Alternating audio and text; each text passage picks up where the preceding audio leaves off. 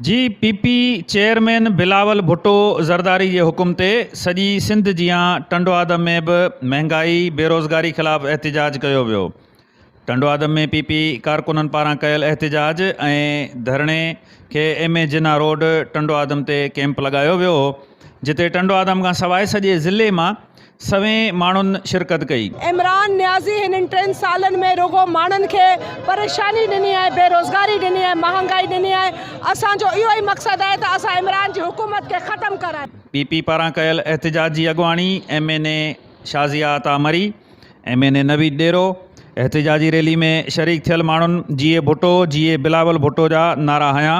इन मौक़े ते पीपी अॻुवाणनि सिंध TV सां ॻाल्हाईंदे चयो त पीपल्स पार्टी ताणी महदूद कोन्हे, ही आहे त हर माण्हूअ जे लाइ असीं आवाज़ पिया उथारियूं त जेको सिंध सां जेको बुग़्ज़ आहे, ही जेको बि माण्हू पब्लिक गॾु थी आहे हिते सियासी या अणसियासी माण्हू जेके बि आहिनि, उहो सिर्फ़ु उन जो मक़सदु सिर्फ़ु इहो आहे त धरणो महांगाई जे ख़िलाफ़।